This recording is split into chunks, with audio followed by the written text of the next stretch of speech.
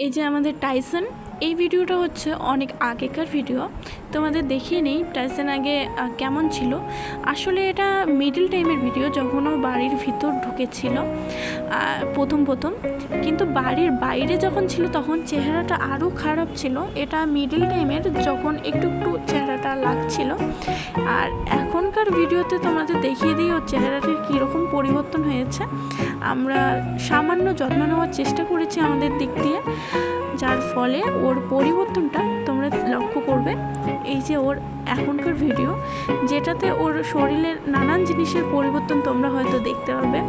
আগে বাড়ির ভিতরে ঢোকার পর ওর একটা মনে মনে ভয় ছিল, যেই ভয়টা এখন নেই। তোমরা দেখেই ওকে বুঝতে পারছো যে কীভাবে ও খেলাধুলা করছে।